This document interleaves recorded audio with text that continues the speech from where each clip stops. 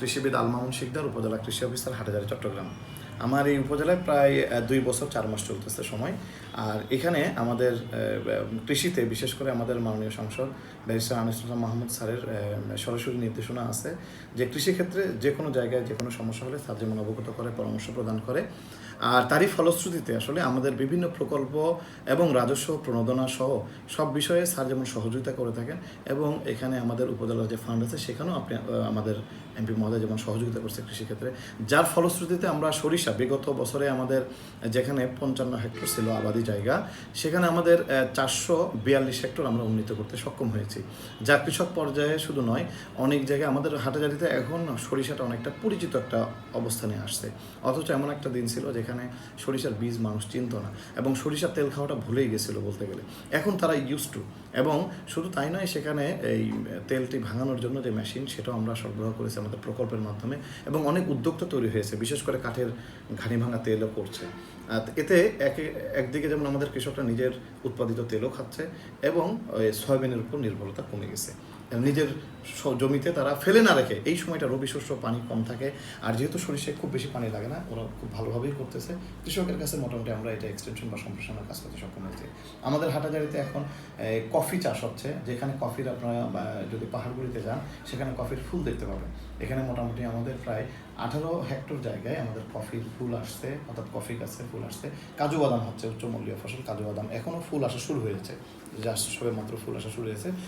এই জায়গাগুলিতেও আমাদের এমপি মহোদয়ের সরাসরি নির্দেশনা আছে, যে কোনো হাই ভ্যালু ক্রপ হোক, সেই হাই ভ্যালু ক্রপগুলি যেন বিশেষভাবে আমরা যেন তদারকি করি, সেই জায়গাগুলো কোনো গাফলতি না হয়।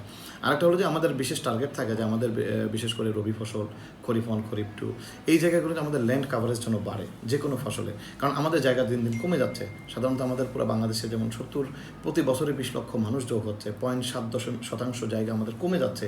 সেই কম জায়গার মধ্যে বিশেষ করে আমাদের এখানে স্লুইস গেট আছে, হালদার পাড়ে যে স্লুইস গেটগুলি আছে, এই ব্যাপারেও আমরা সজাগভাবে আমরা দায়িত্বগুলি মানে সুচারুভাবে পালন করার চেষ্টা করি, যেন কৃষক যেন পানির কারণে কোনোভাবে তাদের জমির উৎপাদন ব্যাহত না হয়।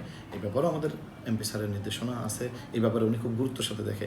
স্যারের নামে একটা খাল আছে, আনিস খাল আছে, যেখানে আসলে পানি আসে। এখানে যে পানির দ্বারা কিন্তু আশপাশের যে কৃষক আছে তারা ওখান থেকে উপকৃত হচ্ছেন।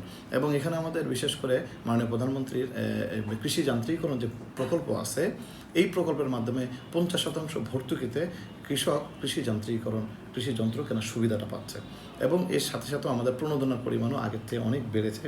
অনেক কৃষক এই প্রণোদনাগুলি যেমন পাচ্ছে এবং উপকৃত হচ্ছে। সার্বিকভাবে যদি আমি বলি, 2.5 বছরে আমার এখানে আমার আমন ধানের জায়গার পরিমাণ বেড়েছে।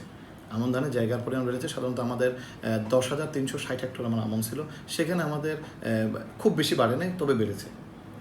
রবি আমরা যদি বলি, আউশ বলি, আউশের পরিমাণ ঠিক আছে, এবং আমন বোরোর পরিমাণও মোটামুটি ঠিক আছে। তবে বোরোর পরিমাণ এখন বাড়ছে, যেহেতু পানির ব্যবস্থাপনা ভালো হচ্ছে, এবং স্যারের যেহেতু এই ব্যাপারে গাইডলাইনও আছে। পানির ব্যবস্থা যদি ঠিক থাকে, আমরা এবং এমপি স্যারও এটা ভালোভাবে দেখছে বিষয়টা। যদি পানিটা ঠিক নিশ্চিত করা যায়, আমাদের হাটহাজারী অন্যান্য যে সমস্ত জায়গায় আমন, আউশ এবং বোরো ভালো হয়, আমাদের আমনটা যেহেতু বেশি হয়, 2 জায়গায় আমাদের কম হয়, পানির নিশ্চয়তা পেলে ওই দুটোও খুব ভালোভাবে করা সম্ভব। এবং সার্বিকভাবে আমাদের এখানে যেমন নতুন পেঁয়াজ হচ্ছে, পেঁয়াজটা আমাদের হাটহাজারীতে খুব বেশি হয়নি। এই বছর আমাদের প্রায় 2 হেক্টর জায়গায় পেঁয়াজ হয়েছে, এবং উৎপাদন খুব দারুণভাবে হয়েছে এবং ভালো হয়েছে, এটা আশা করা যায়। এবং এমপি স্যারও এটা দেখবেন আশা করি, যে পেঁয়াজটা যেহেতু খুব ভালো হয়েছে, আগামী বছর ইনশাআল্লাহ আমরা পেঁয়াজের মধ্যে একটা ভালো সম্প্রসারণের কাজে আমরা ভূমিকা রাখতে পারবো। আমাদের ডাল ফসল ফেলন, এখানে একটা প্রসিদ্ধ একটা ফেলন, সেই ফেলনটা কিন্তু এখানে কোনো জায়গা পতিত খুব বেশি থাকে না। ফেলন ডালটা ফেলে দেয় এবং এই ডালটার উৎপাদন হচ্ছে। ঐতিহ্যবাহী আমাদের এখানে 2টি ফসল আছে। একটি হলো আপনার হালদা মরিচ, মিষ্টি মরিচ বলে, যেটা মাননীয় প্রধানমন্ত্রী এটা জানেন এবং খুব ভালোভাবেই জানেন, যে এটি রং ভালো হয় এবং ঝাল কম হয়, বা পাঞ্জেন্সি কম। তো এটি আমাদের হাটহাজারীতে কিন্তু একটা ঐতিহ্যবাহী, এটা কৃষক বংশ পরম্পরা এটা করে থাকে। এটা আমরা বিশেষভাবে যত্ন এবং এটা পরিচর্যা নিয়ে থাকি, যেন এটা কৃষকদের কোনো ক্ষতি না হয়, এবং এটার বিশেষ করে রোগবালের ব্যাপারে আমরা খুব সতর্কভাবে এটা তাদেরকে সহযোগিতা করা হয়। মাঠ পর্যায়ের অফিসার আমাদের সহযোগিতা করে থাকে। এখানে ফুতা বেগুন একটা ঐতিহ্যবাহী বেগুন আছে, যেটা অন্য কোনো জায়গায় হয় না। বেগুনটা খুব ছোট হয়, এবং এই বেগুনটা একটু হালকা তিতা হয় রান্না করলে, কিন্তু খেতে খুব অত্যন্ত সুস্বাদু। এবং এটা হাটহাজারী ছাড়া অন্য কোথাও এটা হয় না। এবং বিশেষ করে এই হাটহাজারী ফুতা বেগুন এবং আমাদের হালদা মরিচ বা মিষ্টি মরিচ যেটাকে বলে, এটা জিআই পণ্য হিসাবে করার জন্য আমাদের পার্টনার প্রকল্পের মাধ্যমে আমাদের হাটহাজারীতে আমরা এই সহযোগিতা করছি, যেন এটা জিআই পণ্য হিসাবে স্বীকৃতি পায়। আপনাদেরকে ধন্যবাদ।